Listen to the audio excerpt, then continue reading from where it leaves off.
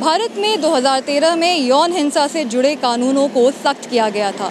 इसके साथ ही rape survivors के साथ संवेदनशीलता से बर्ताव करने को लेकर के भी नियम और कानून हैं। लेकिन बिहार के अररिया से एक अनोखी घटना सामने आई है, जहां पर एक रेप सर्वाइवर और उसकी मदद करने वाले 2 समाज सेवियों को पुलिस ने हिरासत में ले लिया, क्योंकि जुडिशियल मैजिस्ट्रेट ने कहा कि इन्होंने न्यायिक प्रक्रिया में बाधा डाली है। अररिया में 6 जुलाई को एक महिला के साथ सामूहिक बलात्कार हुआ, जिसके बाद उसने एक स्थानीय संस्था जन जागरण शक्ति संगठन के सदस्यों से मदद ली। इस संगठन के सदस्यों का कहना है कि महिला से कई बार पूछताछ की गई। पूछताछ के क्रम में कई बार ये भी जताया गया कि इस घटना के लिए महिला स्वयं जिम्मेदार है, और इसके साथ ही पुलिस ने असंवेदनशीलता के साथ महिला की पहचान भी सार्वजनिक कर दी।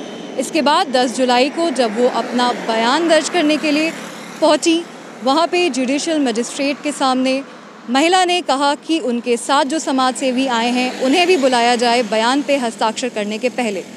इसके बाद जुडिशियल मजिस्ट्रेट ने कहा कि महिला ने और उसके साथ के समाज सेवियों ने न्यायिक प्रक्रिया में बाधा डालने की कोशिश की है और पुलिस ने इन्हें हिरासत में ले लिया, जबकि जो अपराधी हैं वो अभी तक पकड़े नहीं गए हैं, ना ही उनके खिलाफ कोई कार्यवाही हुई है।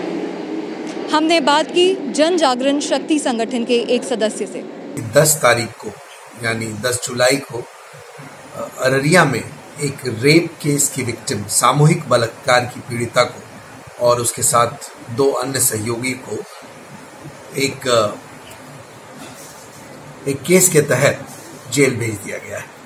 ये बहुत अनूठी बात थी, क्योंकि अभी तक ये उम्मीद लगा रहे थे लोग कि रेप केस की पीड़िता को न्याय मिलेगा और आरोपी पकड़े जाएंगे, पर आरोपी तो अभी तक नहीं पकड़े गए हैं, जो 4 लोग अज्ञात हैं, लेकिन रेप केस की विक्टिम जेल में है। इस 10 तारीख को रेप विक्टिम का 164 धारा के तहत मजिस्ट्रेट कोर्ट में बयान होता है। उस बयान के दौरान पीड़िता विचलित हो जाती है। जाहिर है, क्योंकि पीड़िता को पिछले कई दिनों से बार बार उस वाकया को दोहराना पड़ रहा था पुलिस अनुसंधान में, या यूं भी कोई भी पूछ देता था, उस दिन भी उसे वो दोहराना पड़ रहा था। बयान में जाहिर है कि दोहराना पड़ेगा। शायद उसकी वजह से बहुत विचलित हो गई थी, और वो जैसा कि एफआईआर में कहा गया है, आरोप लगाया गया है कि उसने बदतमीजी से बात किया मजिस्ट्रेट से, और उसके बाद उसने बयान पर हस्ताक्षर करने से इनकार कर दिया। उनकी जो 2 सहयोगी थी, जो लगातार रेप होने के बाद से लेकर उस दिन तक उसकी मदद कर रही थी, वो कह रही थी कि उनकी सहयोगी के सामने ही वो अपने बयान पर साइन करेंगी। इसको लेकर भी जज साहब बहुत गुस्से में थे। सहयोगियों को बुलाया गया और उनसे पूछा गया कि भाई आप क्यों हैं यहाँ पर। इस तरह की बातें हुई। अंततः नतीजा ये हुआ कि जज के पेशकार ने थाना में एक आवेदन दिया, ये कहते हुए कि लोगों ने अभद्रता की है।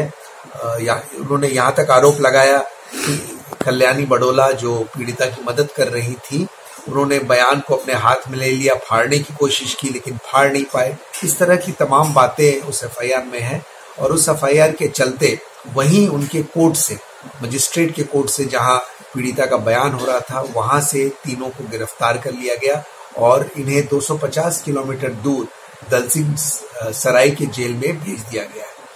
मेरा कहना यह है कि कोर्ट रेप की पीड़िता के प्रति संवेदनशीलता नहीं जता पाया। वो उसकी मनस्थिति को समझ नहीं पाया, और उसका ये कहना कि कल्याणी दीदी आएंगी और पढ़ के सुनाएंगी, फिर मैं साइन करूंगी, वो एक न्यायिक प्रक्रिया की तरह कोई नावाजिब बात नहीं थी। उसका हक बनता था कि वो फिर से बयान को पढ़वा कर सुनाए। उसका हक बनता था कि वो उस आदमी की मदद ले जिस पर वो भरोसा करती है। लेकिन इन सब बातों पर कोर्ट ने ध्यान नहीं दिया। उसने इस बात पर ध्यान नहीं दिया कि पीड़िता किस हालात से पिछले कुछ दिनों में गुजर रही थी, और सिर्फ इस बात पर ध्यान दिया कि पीड़िता ने कैसी ऊंची आवाज में बात की, या कौन सी बात जज को बुरी लग गई या पेशकार को बुरी लगी, ये तो जांच का मामला है। लेकिन अंततः नतीजा ये है कि पीड़िता और 2 ऐसे सोशल वर्कर्स, एक्टिविस्ट, जो उसकी लगातार मदद कर रहे थे आज जेल में। भारत में कानून के हिसाब से बलात्कार के मामलों में ओनस ऑफ प्रूफ महिला पर नहीं होता है, पुरुष पे होता है। इसके साथ ही रेप सर्वाइवर की पहचान गोपनीय रखनी होती है। अगर रेप सर्वाइवर बयान दर्ज करने समय अपने साथ किसी को रखना चाहे, इसकी भी इजाज़त है, और अगर संभव हो तो किसी महिला जज के सामने बयान दर्ज हो, ये भी प्रावधान है। ऐसे में इस मामले पे अपने आप में बहुत सारे सवाल उठते हैं पूरी की पूरी न्यायिक और पुलिस प्रक्रिया के ऊपर। अंजलि ओझा, गो न्यूज़।